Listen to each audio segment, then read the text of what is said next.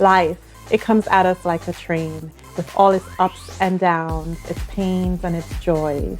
How do we deal with it? How do we process it? How how do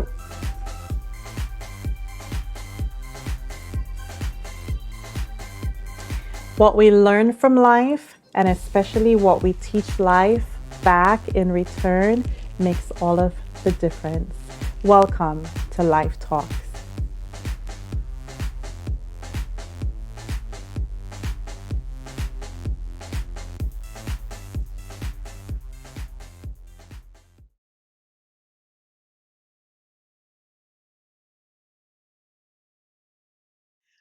Hi, everyone, and welcome to another episode of Life Talk. I'm really excited because, sometimes you meet people and you think it's for one reason, and then life starts to evolve. And then you realize that they're in your life more than just as a hello at an event. So I'm really excited to have my next guest.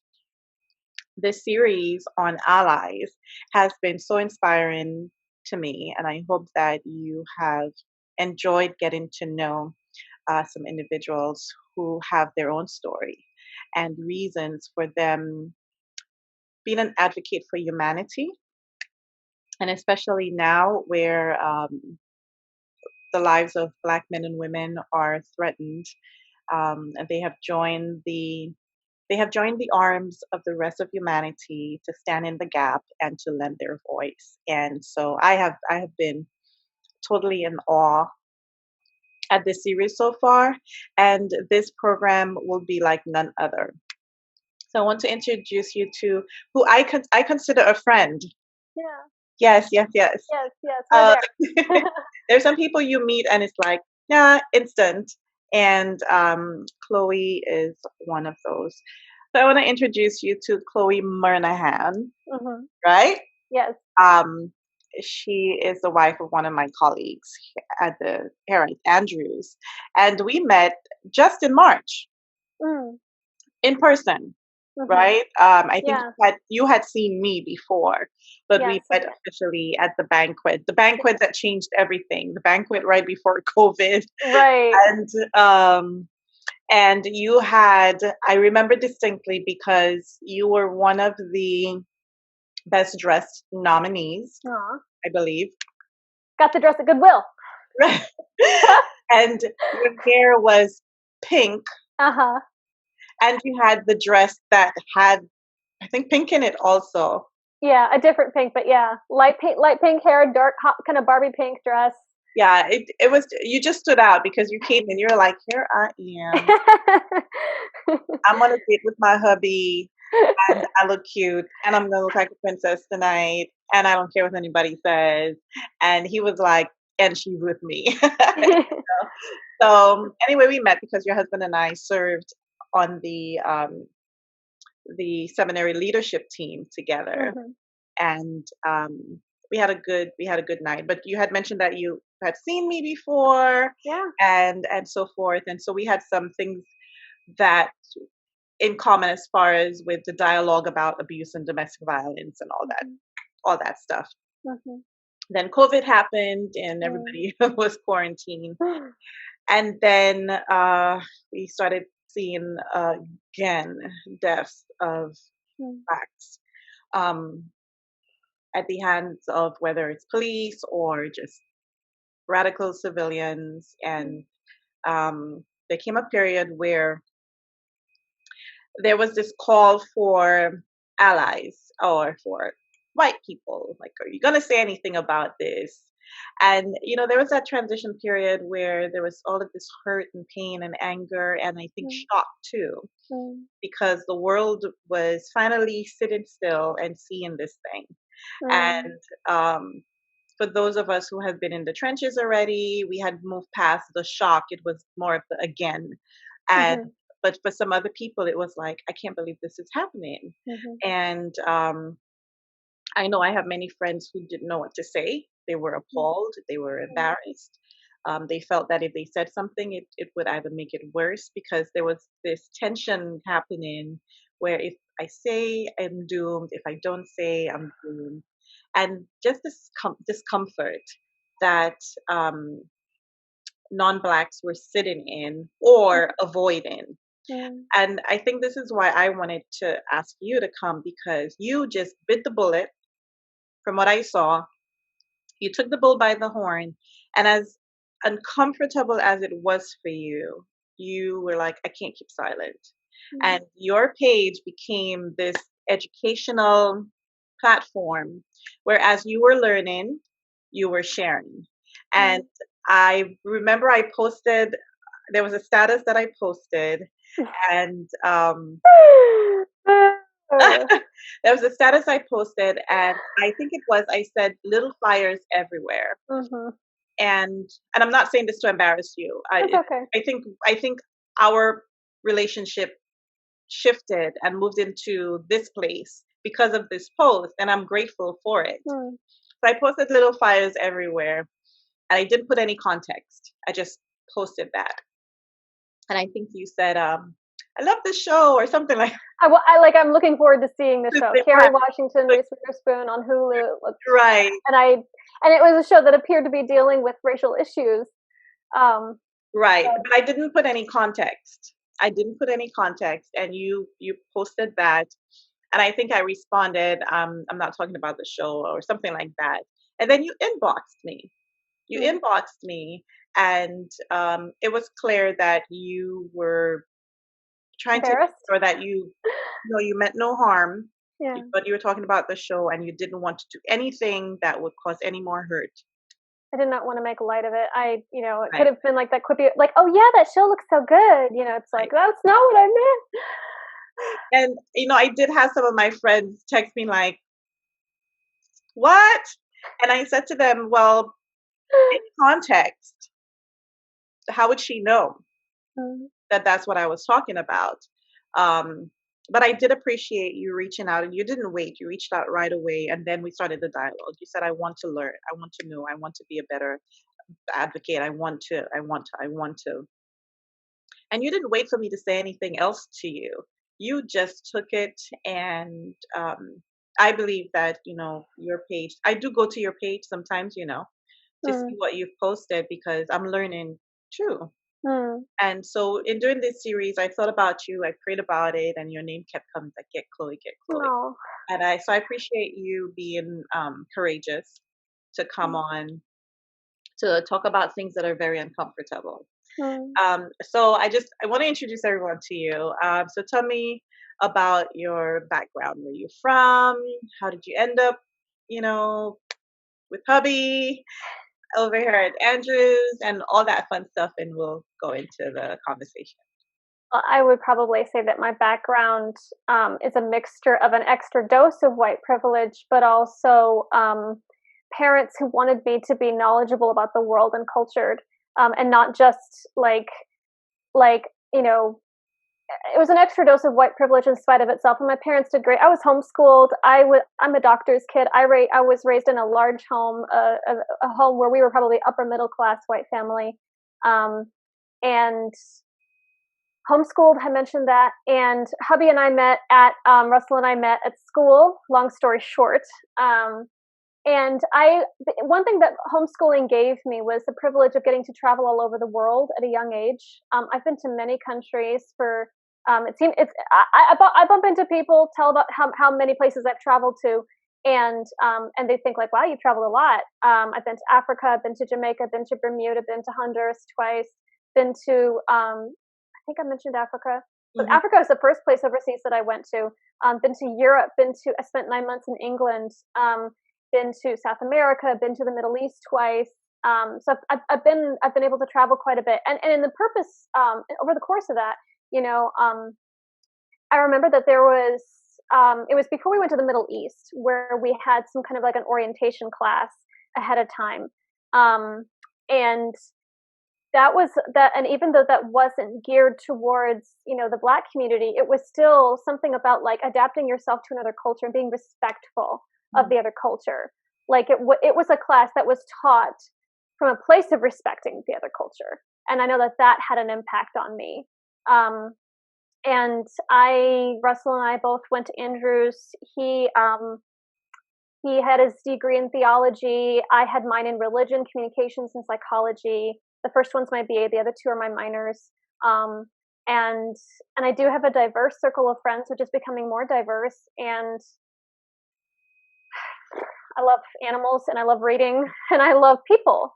And life for me is complex if it's anything. I'm an HSP, which stands for highly sensitive person, and I'm that I think, and the HSP thing is I think actually helping to.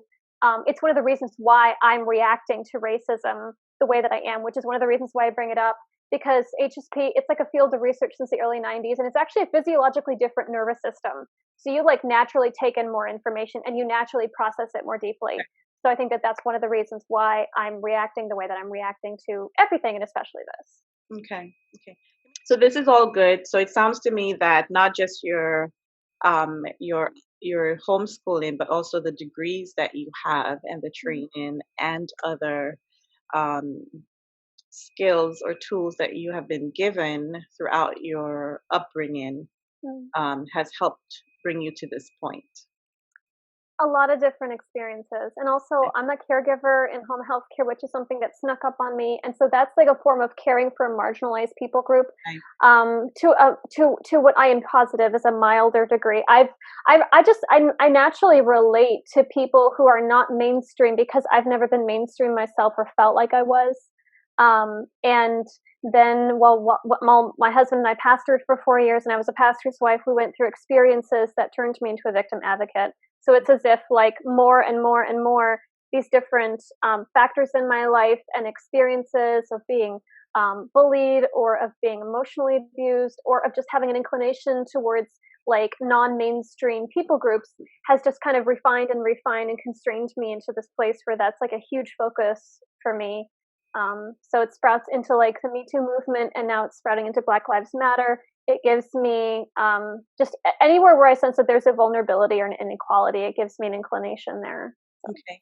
Now, earlier you mentioned you grew up in white privilege. Hmm. Why did you say that? And what exactly are you talking about? Well, I mean, I wasn't, because okay, so I said like an extra dose of it because I mean I was very well provided for, and I mean like we literally lived in a large house that was like way off in a private property kind of an area, surrounded like by a forest and wildflowers. I mean I was in such a privileged bubble. My Mhm. cats are running around. Sorry. Yes, okay. I was in such a privileged bubble, and like anything that I could have needed or wanted could have been easily gotten for me. Um, I grew up feeling very, very safe and just not needing or wanting for anything. So, I mean, it was pretty idyllic. Hmm. And where did you experience the bullying and those other experiences you talked about? Was this after you had emerged into school? Nope, nope, not quite. No, it sometimes I would experience it from my personality. Sometimes I'd experience it within a homeschooling group that we once had. Um, I experienced it in Pathfinders, and I did actually go to 1 year at Ruth Murdoch, my 8th grade year, and then I went back to homeschooling. So I said I was homeschooling K through 12, except for my 8th grade year at Ruth Murdoch. And there were some boys who were not fond of me, and maybe I represented a little cognitive competition or something. We would compete with Bible Jeopardy and Sabbath School or whatever. You know, and so there was that. And then like in college, again, like sometimes you can also experience what isn't as much bullying as it is just like people not wanting to deal with your mess when Mm. maybe there are some messy things about you, because I came into college with some um with some emotional issues that were not sorted out yet. And there were people that I very like kind of impulsively flung myself at, like, hey, we're all going to be close now. And then, some rude awakenings. And I wasn't trying to make them like my new family or anything like that. I was just like too trusting. And then, you figure out who your real friends are, and you figure out who cares about you beyond your mess and who can only handle a small dose of you. So I've had those kinds of experiences. And, uh, uh, you know, I've only recently learned the term HSP, but like having that extra sensitivity, um, that definitely had me experiencing some clashes when I was in England, and I loved my time in England. Um, and there were some personality and some cultural clashes. I went there because everybody speaks English. I didn't have to learn the language, but there was a totally different emotional culture there. And I wouldn't really so much call that, I really wouldn't necessarily call that bullying. And I think that would be overly negative because I really loved my time there. But I did have some serious, like, ideological clashes, emotional culture clashes. But I adapted to it, by the end, and it made me stronger. It made me a better student, made me better able to compartmentalize and organize. And then acquiring different traumas gave me another level of sensitivity and awareness of the dimensions in the human experience. So these are Okay. some things. Thank you. And that helps because I think it's important in doing these other interviews to understand that everybody's story gives Mm, clues yeah. to the why they do what they do. Hmm. And it's good to know some background, it's good to know some context because it humanizes us and Mm, it goes beyond, to me, my personal opinion, it goes beyond color. So mm, I I shift from seeing you as a white woman mm. into shared experiences that we may Yeah, have. And I think that's love probably how you had seen me too when you that. first saw me. It was more of the conversation was something that you could relate to. Mm-hmm. And even though we hadn't met, it was like, okay, that definitely stood out. Yeah. So so how did the death of George Floyd and then coming to the knowledge of all these other horrific crimes affect you, and how did that then shift you into, because we've talked about sympathy, sorry these things happen, and then into compassion and empathy, but Mm-hmm. then the movement to do Mm-hmm. something about it. Did you Yeah. go through these steps? And so talk to me a little bit about how you came to now your page being like us. 98%. Yeah. Yeah. So I was aware. I. Hmm. And one thing that I want to say, is that, like, some people may know from my Facebook and from my family's Facebook is that my sister recently had a daughter, and that we now have I now have a black niece, but it actually was not my black niece that changed things for me. Um, and and it was actually one of my very quiet black friends, Jalecia Red. I mean, and in one sense, she's not quiet in the sense that she's very vibrant and she's very active and she's a go-getter and she's accomplishing a lot in life. But I also know her as a very gentle person, and where we both have had a lot of sensitivity. And I hadn't heard much from her. She and I had some talks about racism, but I hadn't heard much from her in relation to, like, when I had kind of heard at a distance of, like, the black community mourning because another innocent boy was killed.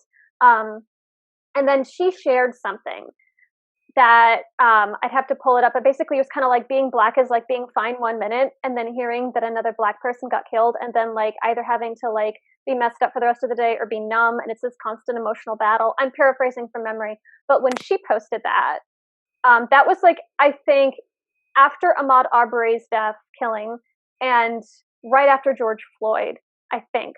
Um, and when I saw it impacting her to that extent, because what was being described, I remember in the screenshot of the tweet, had to do with, like, oh, you're fine 1 minute, the next minute you are traumatized and triggered, and because I have complex PTSD, and have recently figured out that I all but have chronic fatigue syndrome, like, when I get impacted in that similar way, that's a very vivid experience for me, and knowing that just this happening was causing that vivid experience for my friend, and then very likely for tons of other people, that it was the trauma connection Mm, that drew me in.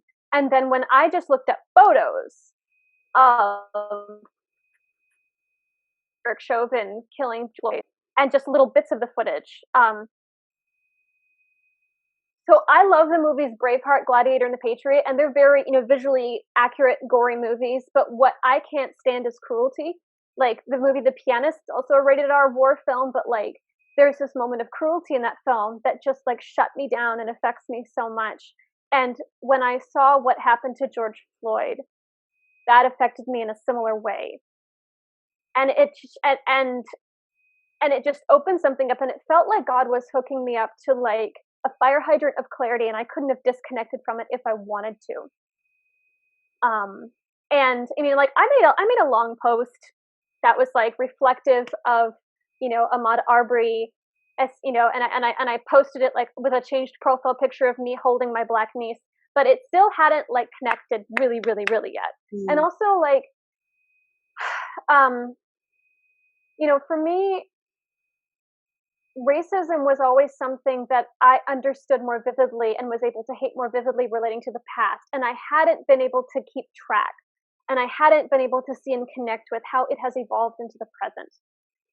You know, because it's become less obvious to me, Mhm. even though I'm sure that it's never stopped being obvious to other people who experience it more directly, but it had stopped being obvious to me. And so um I had also begun to relate to it as something that maybe was just so mysterious to me that like maybe this is something that won't get totally healed until heaven, since I'd realized in Revelation, the leaves of the tree of life are for the healing of the nations. And that occurred to me like, oh, there are some measures of healing we won't be able to have here on earth. And of course that makes sense, because if how can we have full healing while sin and evil and Satan are still allowed to exist? So of course, you know. Um, but then lately, though, this topic that has always never been super relevant to me and never been super clear to me in terms of like current relevance suddenly got opened up and it was through trauma. And I haven't always had the traumas in my life, like growing up and for a lot of my life that I started acquiring in my 20s, that opened up this new dimension for me. Um, so that is that's kind of what did it. When Jaleesa posted that, and then I started looking around at this more, and then I started seeing, and not just Jaleesa, but then now like I'm following Black friends of mine who are in different professions, in ministry professions, healthcare professions and such, and I'm following them and what they're posting, what they're learning about. Because some of them, like I'm seeing Black friends of mine saying like, "Wow, I didn't know this part about like the history of Black Americans either," and I'm appalled by how much is not taught, by Mhm. how much is not made obviously clear. Um, yeah, that's yeah. Yeah. There's so much. There's so much that I could say, and I'm not done, and I feel so far, far, far away from Yeah. done.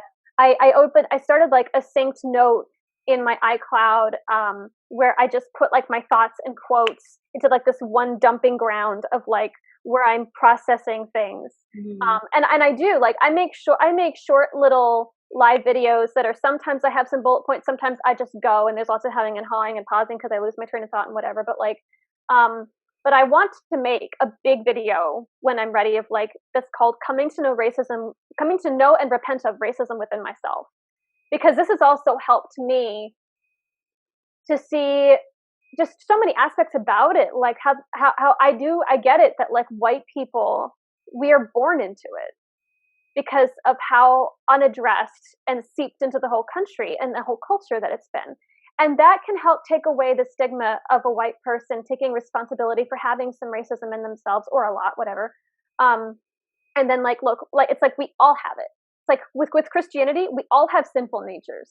Okay, we all have a measure of it. So that can take away some of the stigma there, because some white people, I think, are really like, how dare you call me a racist? I will not be called a racist. And I'm like, I'm not trying to call anybody a racist. I'm saying like, look, I'm finding this within myself and I'm processing it within myself. And also like once you realize certain things about like the whole sin metaphor is really helpful, because it's like, look, this isn't a value statement. This is just something that's true across the board. And then once you know it, you can do everything that you can to crucify it every day, get it out of yourself, not identify with it.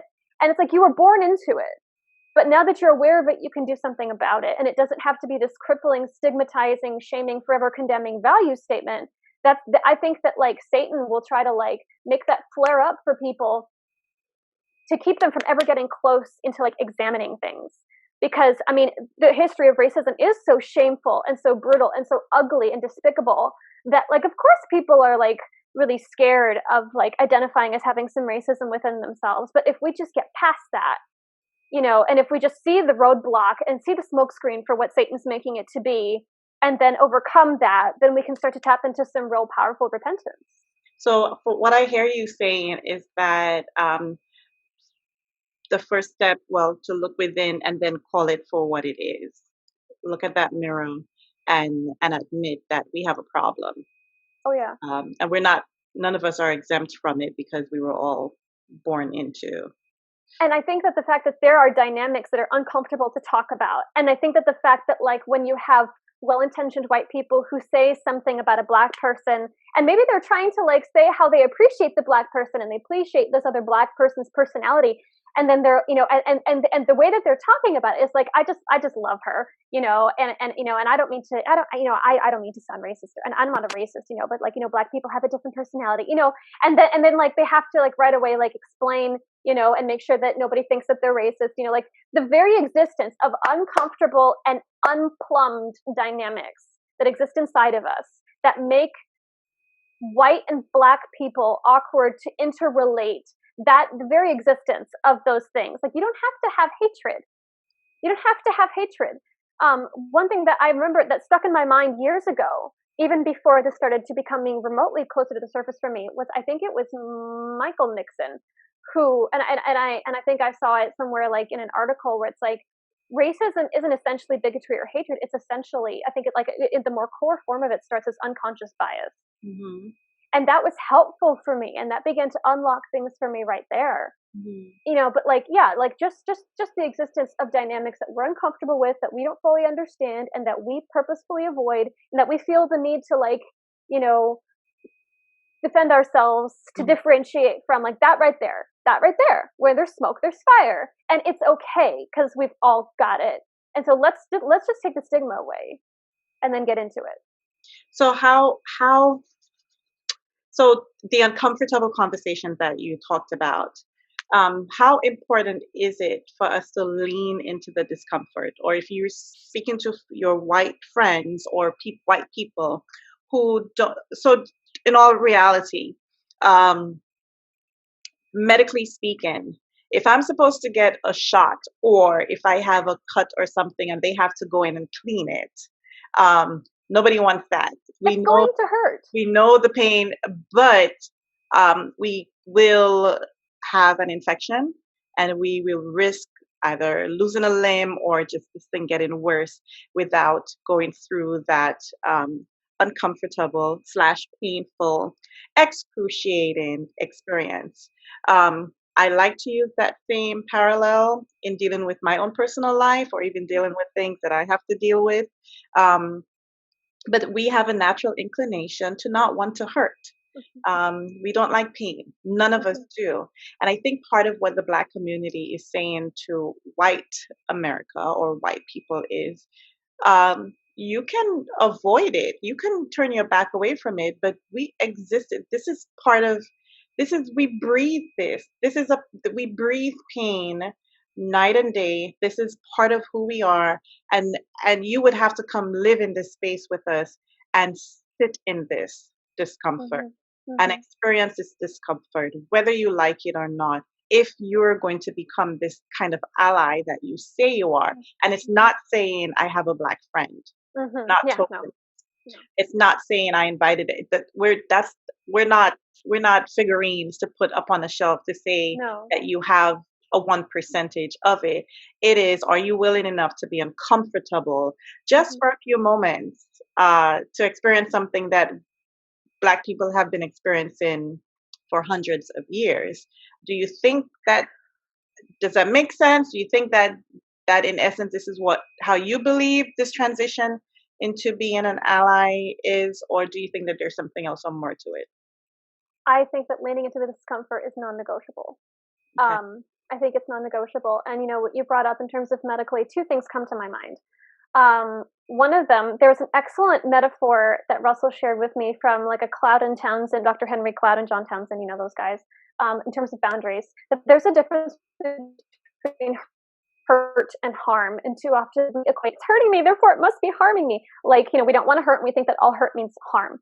And the metaphor is like, you know, does it hurt you when you're eating the stuff that's giving you cavities? No. But is it harming you? Yes. Does it hurt when you're getting those cavities filled so that you can keep your teeth or whatever? Yeah, it hurts. Is it harming you? No. And then also, like, for Christians, especially for Christians, because like I had a friend of mine, she's got one of those coexist bumper stickers on her cars. Her husband is just a very comfortable atheist, and she's like, you know what? Because it's not the atheists right now who, I mean, like maybe there's some, but it's basically not the atheists right now who are like a bigger problem when it comes to racism. We need the message of anti-racism in churches. Um, and so, like, and especially to Adventist Christians, if you look in the chapter in Steps to Christ on repentance, it is supposed to hurt. It just needs to. And then, like, it's non-negotiable, and it's remedial. Like I remember learning about this term called remedial pain, and then for all my sensitivity to word roots, I didn't get it, so I had to look it up. It's like, oh yeah, remedial, having to do with a remedy. Okay, so this is like redemptive pain. And like, in my work recently with women in the Me Too movement, I'm also a member of the Me Too movement, but a lot that I've been doing has to do with women who have been far more severely violated and harmed long term than I have. And what they live with day in and day out has also, again, helped to give me a framework and a structure for like constantly living with the effects. Because like the old part of me that's more well acquainted with some people, with what I'm sure would be some people's reactions, like, oh, you can't constantly be like living and breathing in pain, you're whining, you're just, like, no, actually you can. And I recently made a post that's like, you can't really meaningfully be an anti-racist without getting a trauma education specifically to do with compound and chronic trauma, because that's what this is talking about. And if it's hard for you to believe because it's not your experience, okay, but there are whole realms of experience beyond yours that are still valid. Like, do the languages of Italian and German and Spanish, do they not exist just because you don't speak them and you haven't learned them? No. What about these countries and everything else? Like, just because it's not part of yours doesn't mean it's not there. And so like, and then when I think about like how sorry, I've got a cat here. I've got 4 cats. When I think about oh man, my train of thought. Hold on a second. But like, being compound, and just because they're not part of it doesn't mean it doesn't exist. There was a specific thought I had, and maybe it'll come back to me later. I was charging towards something. I'll be charging like a train on tracks towards a thought, and it'll just disappear. It's so frustrating. Ask me another question, and maybe it'll come back to me. There's the club. So, how has your experience been since you have basically morphed your page into full advocacy and education and awareness? Have you received affirmation? Have you had friends say, "What the heck are you doing, Chloe?" How has life been since you stepped into that realm? Life has altered a little bit. Definitely. I've had some rude. I've not. Well, yeah. There's been some rudeness, and I wanted to say rude awakenings, but that's not quite the term I want. But like, yeah, there's been negative feedback. There have been people who walked away from me. Somebody, I had at least one person that I thought, I thought she knew me better, and she was just very quick to be done with me. And then I've also had people come out from the woodwork who never talked to me, and all of a sudden wanting to have conversations with me. And while I understand that some people for their mental health, and I do trust me, I do put boundaries for my mental health, but like, some people will just like not even try to engage with what they believe is foolishness. I'm deliberately engaging with some people because it's also giving me an education on like the extent. It's giving me an education on the extent of the side that I disagree with, and also like rather and whereas some people, and I don't blame them, just have to hit block. I'm going to choose to engage in conversations as long as they're willing to engage, and I'm going to shine my light regardless. And I'm going to genuinely listen. And the other thing is like, I get it that like, it's complex. Like I'm somebody that like, if I instantly understand and other people reacted to me out of anger or shame, like, how do you not know this yet? And what's wrong with you that you don't, that inhibited my learning process. And so, whereas some people may be, in my opinion, just like really exposing themselves, and and I have to, it's like you're damned if you do, damned if you don't. Like if I, in the sense that like I am not trying to come across as patronizing and superior or condescending or acting as if I have a better education or anything like that. But that is a retreat that some people go into in order to reinterpret where I'm coming from. And there's nothing that I can do about that. But like, I am learning things and I am receiving convictions. I would like to share what I'm learning. I would like to spread these convictions. And that's not trying to condescend or patronize. I hate being patronized, or in other words, take authority to make somebody else comply. Like I want to help spread the learning experience. But this also leads though that like, I saw Claudia Marion Allen post, one of her many, where she was like, "This is why white ally fatigue is not a thing." Right. There is, I've been seeing posts like in different support groups and such about like, where there's a thing where like white allies are wanting like gold stars and pats on the back, but it's like, no, this is a moral necessity that's way overdue. Right. And like when I think about some of the women that I help and what they constantly go through, what they have ongoing in terms of like ongoing situations and also like the repercussions of it in their own bodies and in their own psyches, like, no, you don't get gold star. You don't do that for praise. You don't help them for praise. You don't minister to them for praise. It's because it's the right thing and because it's what Jesus called us to do. And so I don't, whenever you're taking in a fallen world, whenever you're taking a stand for something that is right, there's going to be fallout. And I don't want to dwell too much on the fallout because, like I talk to the people I need to talk to help me through it. And I haven't needed tons of help because like the stuff that we went through in pastoral ministry that turned me into a victim advocate, which really laid the framework for all this. Like, I don't know how I could, like, it wasn't the worst thing that could happen to anyone, but it was as if Satan designed it to hook electrodes up to all my thematic wounds, crank the voltage on high. And after I came out of that, not much scares me anymore. And so even though some things have stung, okay. Right. Okay. Right. I don't like it. I don't enjoy it. It hurts. My body temperature changes for a couple minutes. I flash hot and cold a little bit, fine. But then it's like, okay. Because I mean, I have a personality such, and I have my best friend, she has the same one. And I love how she put it. She was like being INFJs, for at least some of us, it's as if like once we become convicted that something is morally necessary, courage doesn't feel like courage. It just feels like necessity. Right. So. Yeah. And I love that. I'm sitting here and I'm saying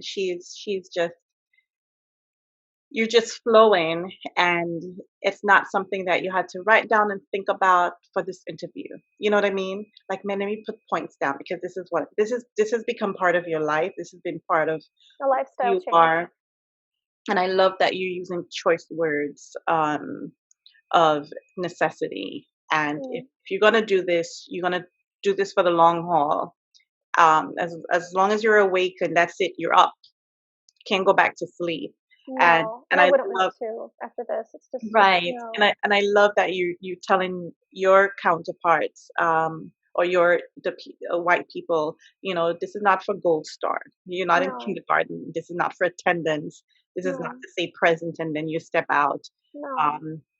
Just like you have a black niece, you are an aunt of a black child. Yeah. You can't step away from that. Yeah. I'm not worried about. Yeah, I'm not worried. Nor can you use her to say, as the token, which you didn't. But I think that you have encapsulated it, that if you're saying that we're family. We can't just walk away from, from being family like that. So, like, I have a deeper bond to, I mean, like all the Black people who have ministered to me, who have been my friends, who have been there for me. Our marriage therapist, our marriage counselor is a wonderful Black man, Dr. Ramel Johnson. The woman who is the wind beneath my wings for my ministry, who has been a friend of mine for over 10 years and who believed me in like a scenario when people were really questioning what I was saying about myself. I mean, Jalecia, she's taught me, she made tracks for me when I was a pastor's wife trying to help other people with special musics, and then she did it for me for my own pet dreams. She taught me how to use GarageBand. I use it so much now. None of that would be possible without her helping me, stepping into like oh man, I'm in trouble. I'm in hot water here. Can you help me with something? And she's busy and she's teaching and she's doing all kinds of things. And she works with me and my HSP self until I'm happy with the track, and she's willing to do it over and over, like until I'm happy with it. And she doesn't let me pay her enough. Right. And for her expertise and for the quality and caliber of her time, black pastors, men and women, no, just go. You can't decide, just go. Pastors, people have ministered to me, worship leaders, professionals, so many people, roommates. My roommate, I two of my longstanding roommates, Alice is from Honduras, and my roommate Renette, she's Jamaican Bahamian, and she and I lived together for 2.5 years. And she, and when I thought I was at my worst and hardest to deal with, she was like, "No, you just eat and sleep. You're and watch. You're fine. She just accepts me with all of my craziness." One time I was having a crazy emotional reaction to something, and I was like laughing and crying. She says, "Chloe, give me one emotion." She just took me as I was. And that's another thing. I think that, a lot of my closest relationships have been with women who are not just full-blown white American. They're usually from other cultures or heavily influenced by other cultures. Like my best friend now, she's lived in Hong Kong for over 20 years. She's born in America, but she's also, but she's been living in Hong Kong as a prayer minister, missionary's kid for a long time. And but like, I think that people who weren't born into white privilege and the insulation of that, struggle develops your character. Mm-hmm. And struggle gives you so much more dimension. And it's not saying that people who have been born into white privilege don't suffer, and don't have their own levels of it. But there are just extra dimensions. When you're not born into white privilege, there are just extra dimensions of it, extra abiding. There is an extra number of them, and they are abiding. And we cannot just we cannot fully relate to that, and we never will. The best that we can do is to find frameworks that help us to understand, like, but it's like people of color have become, like I have these theories that, like, because of all the extra struggle, it's carved all these extra dimensions into their humanity, which is why they are so much more accepting. Mm-hmm. And these are just pet theories, because suffering changes you, Mm-hmm.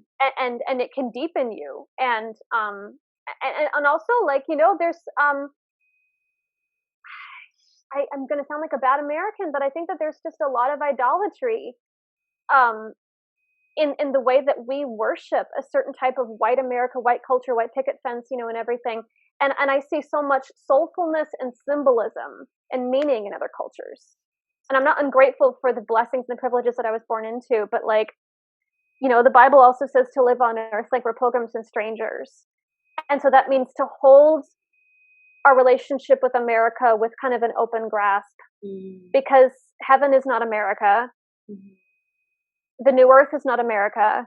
Mm-hmm. Just so many things. So, and that's where my train of thought falls off again. So back to you until No, something you're else. fine. You're fine. I believe that this is spirit guided, and we will share as or expound as he gives us the remembrance, because we can sit here and talk for a long time. So long, Latoya. So long. My document is so big. It's so big. Just because as you said, there's so many dimensions and layers, and each layer has pages and pages and pages and pages that we can draw from. I want to invite you back again so we can continue this dialogue. I'd be happy to. I'm grateful for you. I'm grateful for some of the words that you have used. I'm grateful for your experience, because I think that it has created who you are. And I don't know why the whole world doesn't know you. Like, everybody needs to know you, right? Well, and I'll say that and what I'm seeing, I just want to say that I know I asked you before that what you're seeing right here. I guess Chloe has this amazing style, and like when I said when I met you, your hair was pink. It's not pink anymore, but no. but you have this flair, this fun side about you, and this freedom about you that I love so much. And I'm seeing this pristine woman sitting before me. And not that when you have your color, you're not, but I do know, like you said, there's so many dimensions of you that I would love to continue talking with you to Yeah. learn more about you. But I am so happy that we met that night. I Thank you. really and truly am. You're a phenomenal woman. You're a phenomenal advocate, and you're a phenomenal child of God. And my world is better because you're in it, and that you love cats too. So They're my emotional support animals.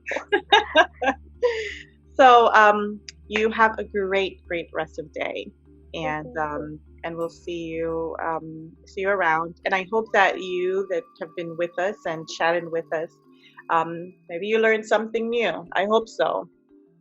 Or if you didn't think that we had true allies out there, we do. And I'm glad that you've met one of them tonight. So until next time, good night. Okay, give me 1 second because Sure. my new husband, the cat, is like fussing at me. Let me just open the door and let him out. That's fine. 4 o'clock this morning. Scratching at the bed. I open my eyes and I'm like, before I even answer you, let me see what time it is. And I said, are you kidding me? Cats have a gift for aggravating you until you get what they want. Like, yeah. And my husband was like, it's 4 o'clock. What could you possibly want at this time? You wanted me to scratch his head. So anyway, I was like, look, I didn't come here for you, you know. I didn't come for this house, not you. Anyway, he seems to like me. I guess there's something about There you go. it. So. There you go. All right.